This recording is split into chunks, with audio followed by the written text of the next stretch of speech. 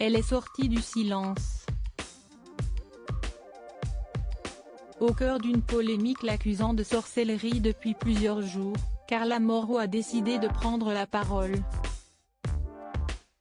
Invitée de l'émission Touche pas à mon poste ce lundi 8 mars, elle a souhaité rétablir sa vérité. Je suis venue pour vous raconter mon histoire, ce qui s'est réellement passé, depuis le début, commence-t-elle par dire.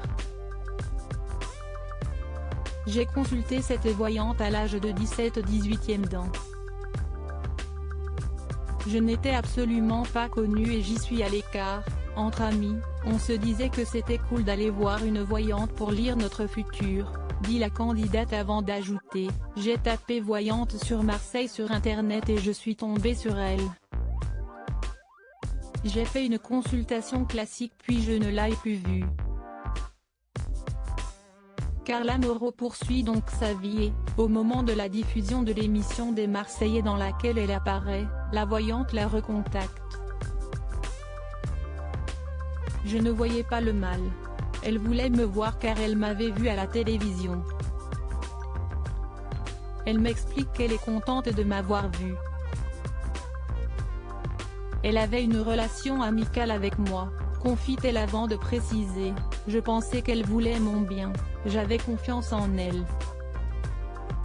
Elle était devenue une confidente, une amie. Cette conversation marque le début d'une amitié qui va très vite se transformer en cauchemar. À la suite de ce contact, la candidate de télé-réalité se rend à plusieurs rendez-vous dont un, au domicile de sa voyante Danae, durant lequel elle se retrouve face à 10 inconnus ES.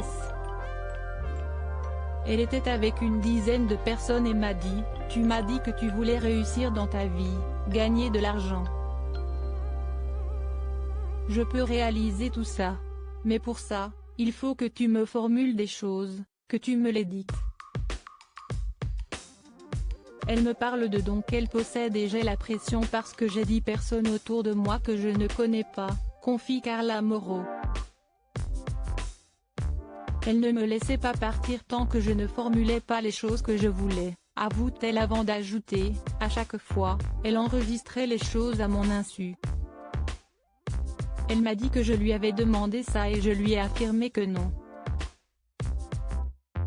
Le début d'un enfer pour la jeune femme puisque celle-ci est victime d'un chantage, devoir payer pour que les enregistrements ne soient pas dévoilés. Je suis partie dans un engrenage, je ne pouvais plus faire machine arrière, conclut-elle. Ainsi, en seulement 4 ans, la voyante lui aurait extorqué 1,2 million d'euros. L'ouverture d'une enquête après avoir établi sa vérité au sujet de ces accusations, Carla Mauro, accompagnée de son avocat sur le plateau, a affirmé avoir déposé plainte il y a quelques jours contre les personnes à l'origine de ce calvaire. Pour rappel, une enquête était déjà en cours suite à la première plainte déposée par la famille de la jeune femme. La voyante devrait être de nouveau entendue par la police prochainement.